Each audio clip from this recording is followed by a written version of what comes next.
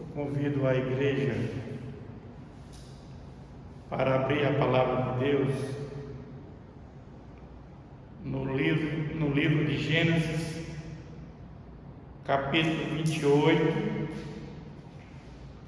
Vamos ler do versículo 10 até o versículo 22.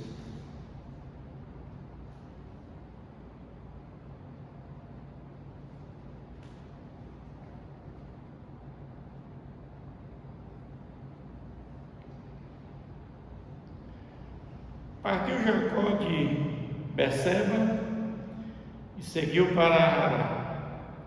Tendo chegado a certo lugar ali, passou a noite, pois já era sol posto. Tomou uma das pedras do lugar, fê-la seu travesseiro, se deitou ali mesmo para dormir. E sonhou, exposta na terra uma escada, cujo topo atingia o céu, e os anjos de Deus subiam e desciam por ela. Perto dela estava o Senhor, e lhe disse: Eu sou o Senhor, Deus de Abraão, teu pai, e Deus de Isaque. A terra em que agora está deitado, eu te darei a ti e a tua descendência. A tua descendência será como o pó da terra, estender-se-á para o ocidente, para o oriente, para o norte, para o sul. Em ti e na tua descendência serão abençoadas todas as famílias da terra. Eis que eu estou contigo e te guardarei por onde quer que fores, e te farei voltar a esta terra, porque te não desampararei até cumprir eu aquilo que eu te referi. Despertado Jacó do seu sono, disse: Na verdade, o Senhor está neste lugar e eu não sabia. E temendo, disse: Quão temível é este lugar! É a casa de Deus, a porta dos céus. Tendo se levantado Jacó cedo de madrugada, tomou a pedra que havia posto por travesseiro e a erigiu em coluna, sobre cujo topo entornou azeite, e ao lugar, a cidade que outrora se chamava Luz, deu o nome de Betel. Fez também Jacó um voto, dizendo: Se Deus for comigo e me guardar nessa jornada que empreendo, e me der pão para comer e roupa que me vista, de maneira que eu volte em paz para a casa de meu pai, então o Senhor será o meu Deus, e a pedra que erigi por coluna será a casa de Deus, e de tudo quanto me concederem certamente eu darei o dízimo. Amém? Até aqui. Senhor nosso Deus, tua palavra foi lida, Senhor. Pedimos que o teu Santo Espírito, Senhor, que habita dentro de nós, Ele venha nos capacitar, nos instruir, nos revelar, Senhor, aquilo que precisamos ouvir, Pai. Que não seja o homem falando, mas o teu Santo Espírito falando através do homem, Pai. Fica conosco, nos abençoa, oramos em nome de Jesus.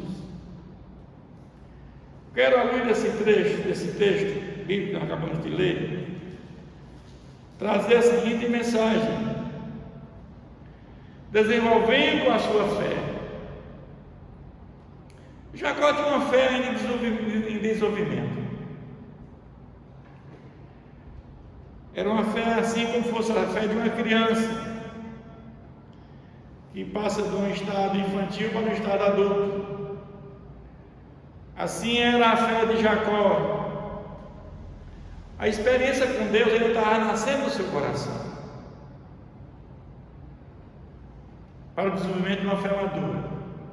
Nós sabemos que Jacó, ele enganou seu irmão 2 vezes. enganou na progenitura,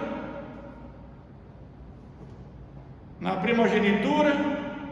Por quê? Porque Esaú era o primogênito. E era importante ser o primogênito naquela época, sim, porque tinha direitos, herança e família. E ele compra a primogenitura a Esaú por um prato de comida. O segundo ponto é que ele recebe a bênção do pai. E de acordo com a mãe dele, que amava mais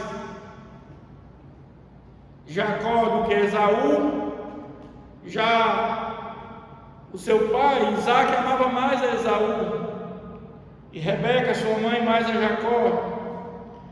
Tinha uma profecia que dizia que o mais velho seguiria ao mais novo.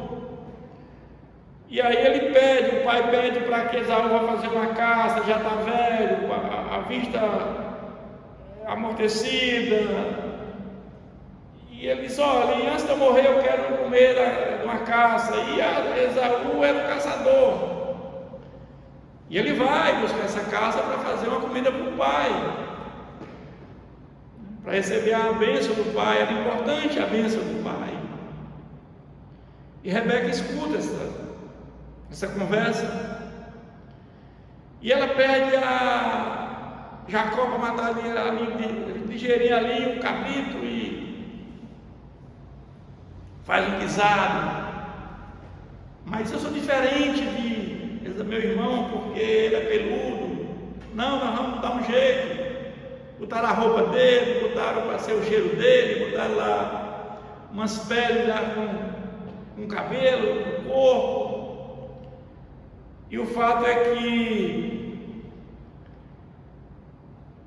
quando eles chegam lá ao seu pai, ele acha que foi muito rápido tudo aquilo. Só olha, Deus os abençoou. Então Jacó, com a sua mãe, fazem esse plano para que ele recebesse a bênção do pai, antecipasse a bênção. E ele já nasce numa idade avançada, a vista embargada, a surdez. Ele abençoa, né? Ele diz: olha, a voz é de Esaú, mas o restante tudo a voz é de Jacó, mas o restante é de Esaú. E logo em seguida chega Esaú com a comida da caça que ele fez, que ele conseguiu. E ele chega para receber a bênção do pai dele, de Isaac. Mas diz: eu te acabei de abençoar. Ou seja, ele abençoou o outro, foi Jacó, foi enganado mais uma vez. Então Jacó engana o irmão duas vezes, na bênção e na primogenitura. E Esaú tem como consolo, como diz aqui na Bíblia, que o consolo dele é matar o seu irmão. Após a morte do pai e da mãe, quando os dois morreram, ele vai matar o irmão. A mãe escuta e manda que Jacó fuja para sua parentela, até que o irmão passe aquela fúria. Então essa é mais ou menos a introdução do que nós vamos ver. E aí nós vamos ver que nessa fuga de Jacó, ele vai para a parentela dele, que era irmão de Rebeca. E ele passa lá no lugar que é o Monte Moriá, onde Abraão foi sacrificar o seu pai, onde foi sacrificar seu pai. E depois Salomão construiu o templo, conforme a tradição. Sabemos que naquele Monte Moriá, Abraão levou Isaac para sacrifício, onde Deus pede que ele sacrifique o seu filho. Nós entendemos que quando Deus diz para Abraão que ele seria uma nação numerosa, igual a estrela do céu e como a areia do mar, E ele com 100 anos de idade, a mulher com 90, ele tem um filho, a mulher já sem regra e estéril. E o nosso Deus é o Deus das causas impossíveis. Ele dá esse filho mais prova. E ele vai, pega os seus 2 criados e vai com o cutelo, com a madeira, com o fogo. E a criança, já uma adolescente, pergunta: e o cordeiro? Deus proverá. Quando ele vai molando, o anjo do Senhor diz: não. Então o pai, seu pai Abraão, tinha uma fé madura. Mas a fé de Jacó estava em desenvolvimento ainda. E o fato é que o texto diz que Deus renova todas as promessas que ele fez a Abraão e a Isaac, a Jacó. No caminho, quando ele está lá dormindo, ele renova todas as promessas. Ele diz aqui: eu sou o Senhor, Deus de Abraão, teu pai, de Isaac, a terra em que agora estás deitado, eu te darei e a tua descendência. Deus está renovando a promessa que ele fez aos pais dele, ao pai e ao avô.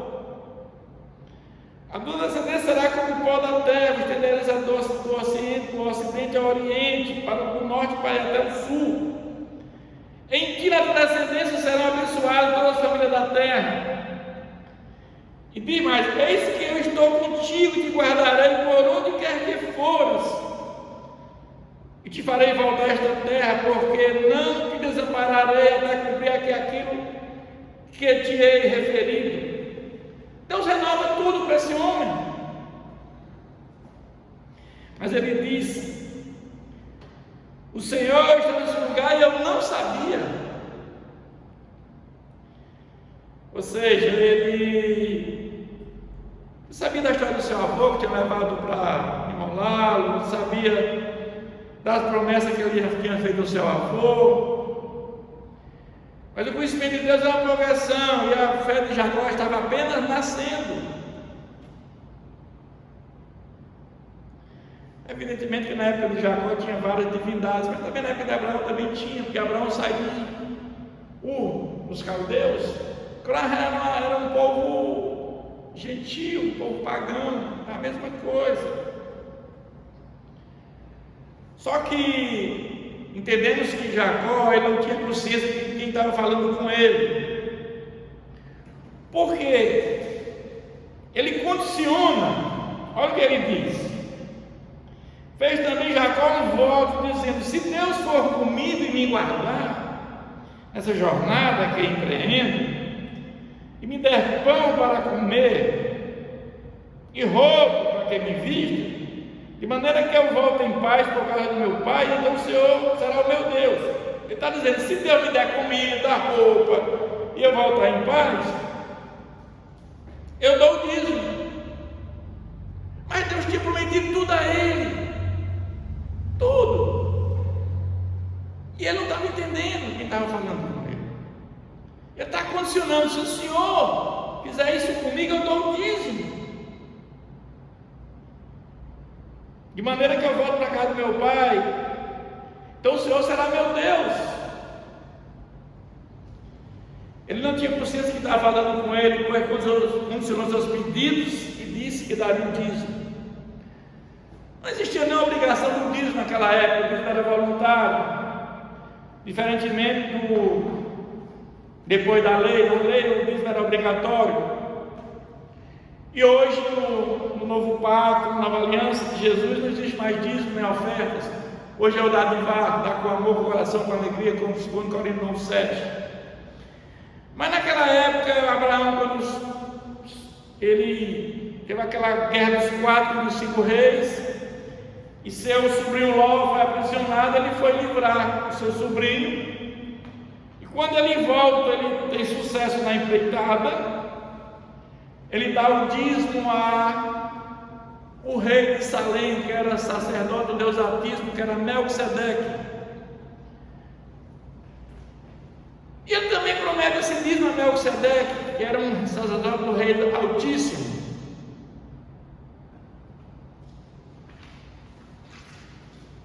Jacó diz que daria o dízimo se ele concedesse a ele comida, roupa, e trouxesse em segurança e fosse abençoado. Jacó estava fugindo do servão que queria matá-lo. Ele ia em busca de uma esposa, também pedindo que Deus lhe trouxesse de volta em segurança. Mas a palavra de Deus diz que, por isso eu vos digo, não andeis ansiosos pela nossa vida, pela vossa vida, quanto ao que haver de comer ou beber, nem pelo vosso corpo. Quanto ao que haver de vestir, não é vida mais do que o alimento, e o corpo mais do que as vestes. A fé de Jacó era uma fé imatura, incondicionada. Deus era o Deus dele se desse tudo certo. Se não der certo, ele não era o Deus dele. Ele ia submeter a fé dele, que não era uma fé madura, ao bel prazer das circunstâncias. Se Deus está me agradando, Ele será meu Deus. Mas se tudo der errado, Ele não será meu Deus. Se Deus me trouxer de volta, me der comida, me der roupa, Ele será meu Deus. Eu dou o dízimo. Era uma fé infantil, diferentemente do seu avô e do seu pai. Nós temos na Bíblia alguns exemplos de fé madura. Lembra de Daniel? Quando o rei da Pérsia tem aquele decreto que tem que adorar o rei, disse que não, orava 3 vezes na sua janela de joelho, só olha, e aqueles homens foram denunciar Daniel, disse, não, eu não vou adorar esse Deus, esse rei, meu Deus é o Deus criador de todas as coisas, e vai me livrar. Jogar na cova dos leões, famintos, não acontece nada. Daniel é livrado por Deus da cova dos leões. Essa é uma fé madura, uma fé verdadeira. Da mesma maneira, seus amigos que foram com ele para o exílio na Babilônia, Sadraque, Mesaque e Abednego, Nabucodonosor fez uma estátua, disse que tinha que ser adorado. Eles disseram que não. E é chamado para refazer, ele disse, não vamos adorar. Foi colocado na fornalha de fogo ardente, 7 vezes mais quente do que o normal. E esses homens também não aconteceram nada com ele, porque Deus os livrou. Então Deus, Ele permite que nós entremos dentro da cova dos leões, dentro da fornalha, mas Ele nos tira de dentro da fornalha, Ele nos tira dentro da cova dos leões, e Ele nos salva lá. Paulo foi outro que dizia que aprendia a viver tanto na pobreza como na riqueza, dormir na cadeia, dormir numa cama, e a fé de Paulo dependia das circunstâncias, não. Por isso que ele diz, tudo eu posso naquele que me fortalece. A fé imatura pergunta sempre o que Deus pode fazer por mim. Já a fé imatura diz isso, o que Deus pode fazer por mim. Já quando você tem uma fé madura, é o contrário, é o que eu posso fazer por Deus, como é que eu posso servi-lo, como é que eu posso adorá-lo, de que maneira eu posso agradá-lo.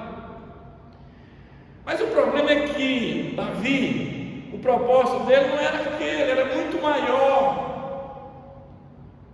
Era muito maior do que comida, do que roupa, do que voltar em paz, do que O propósito de Deus era muito maior. Por quê?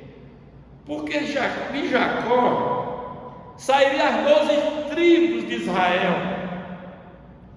E essas tribos, elas passaram por momentos difíceis onde estavam vivendo.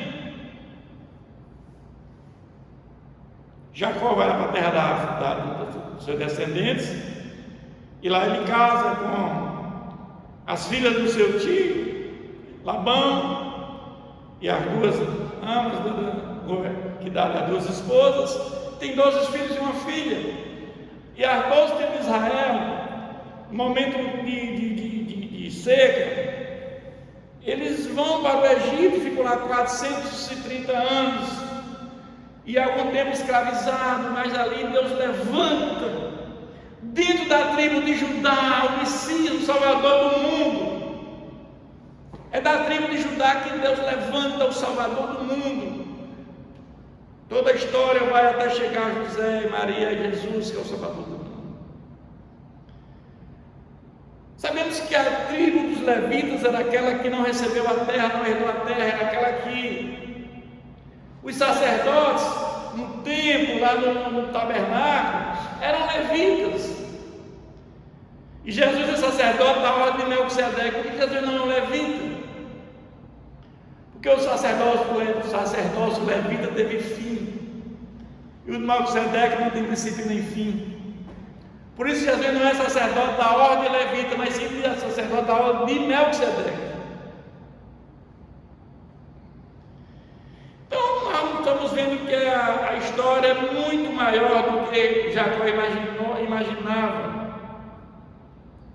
Deus está conduzindo a história e usou Jacó no plano de salvação da humanidade, pois o Salvador sairia da sua descendência. Muitas vezes entendemos que a fé imatura está preocupada com o valor temporal, o valor agora, no presente, aqui e agora, mas a fé imatura está preocupada com o valor eterno. Como está lá em Mateus: buscai em primeiro lugar o reino de Deus e a sua justiça, e todas as coisas serão acrescentadas. Jacó diz assim, quando Deus revela para ele tudo aquilo que ele está refazendo, a promessa que fez para seu avô e seu pai, e ele diz o seguinte: na verdade o Senhor está nesse lugar e eu não sabia. Onde encontramos Deus? Deus estava lá no céu, como diz no Pai Nosso: Pai nosso que estás no céu, santificado seja o teu nome, seja feita a tua vontade na terra como no céu. Deus está lá fora de tudo que Ele criou. O universo é gigantesco. Vivemos numa galáxia chamada Via Láctea, com 9 planetas, um Sol e uma Lua, uma Terra girando a mais de 100 mil quilômetros por hora em torno do Sol. E esse conjunto de Sol com planetas e com Lua girando dentro da Via Láctea a mais de 800 mil quilômetros por hora. Mas tem milhares e milhares de galáxias. Esse mundo é muito grande. Deus está fora de tudo que Ele criou. Deus não é objeto de estudo e de adoração. Nós não podemos entender. A nossa lógica não dá para entender Deus, estudar Deus, apenas louvar e adorá-lo. Mas também Deus está dentro de nós. Quando nós recebemos o Espírito Santo de Deus, Ele está dentro de cada um de nós. Quando nós ouvimos a palavra de Deus, quando o Espírito Santo nos convence do pecado, nós recebemos o Espírito Santo e passamos a ter fé e nos arrependermos e sermos justificados por Deus Pai pela fé em Jesus. Deus está dentro de nós. A palavra de Deus diz que Deus é amor. E para ter amor tem que ter relacionamento. Você só ama alguém se tiver uma relação. Deus tem uma relação entre eles, Pai, Filho e Espírito Santo, muito grande de amor. E assim como nós também, existe amor na relação. Deus diz na realidade: eu estou com você. Onde existe uma relação de amor, Deus está presente. A fé adulta é capaz de enxergar, discernir, ouvir onde Deus está. Quando tudo vai bem, é a bondade de Deus. Quando tudo vai mal, precisamos de misericórdia de Deus. Nós não estamos sozinhos, a mão de Deus está sobre nós. Eu quero concluir dizendo que Precisamos buscar a sabedoria que vem do alto, que vem de Deus. É a arte de viver a vida em todas as áreas sob o domínio de Deus. O tesouro da sabedoria está na mão do Senhor. Mas a verdadeira sabedoria só podemos obter cultivando o amor ao Senhor. Temor a Deus é uma atitude de reverência, de humildade perante Deus, reconhecendo que nós dependemos de Deus em tudo. Eu quero concluir dizendo que devemos fazer uma reflexão desse texto, para avaliar a nossa intimidade com Deus, a nossa fé em Deus. A fé de Jacó era imatura, era infantil, diferentemente da fé de Abraão. Mas a fé está baseada na confiança que nós temos em Deus. Quanto mais conhecemos Deus, mais confiamos nele. Ficamos íntimos de Deus quando caminhamos com Ele em oração e ouvimos a sua voz. Quanto mais conhecemos a Deus, mais o amamos e queremos responder aos seus desejos na nossa vida. Jacó disse: Deus não está nesse lugar, eu não sabia. A fé em Deus é simplesmente confiar nele. E a confiança é manifestar nas nossas ações, nossa prática de vida para com Ele. Que Deus continue nos abençoando. Curve suas cabeças, feche seus olhos, vamos orar, falar com Deus mais uma vez. Senhor nosso Deus e Pai, Tua palavra foi pregada, Senhor. Esse é um texto muito rico, Pai, que fala de uma fé ainda em crescimento, uma fé ainda infantil, uma fé em desenvolvimento como a de Jacó, aquele homem que era conhecido como enganador. Ele passou agora a mudar de nome para Israel, depois que teve esse encontro contigo, Pai. Quando temos um encontro com o Senhor, a nossa vida muda. Esse homem passou a ter uma fé madura quando ele encontrou o Senhor. E assim também nós, Senhor, quando encontramos contigo, recebemos o Espírito Santo na regeneração, no novo nascimento, na nossa conversão, nós passamos a ter uma fé verdadeira, uma fé madura, que passamos a perseverar nossa fé até o fim das nossas vidas, Pai. Que o Senhor nosso Deus, Senhor, venha cada vez mais, Senhor, nos dar sabedoria, discernimento, para enfrentar o nosso dia a dia, Pai. Fica conosco, nos abençoa, nos guarda do mal.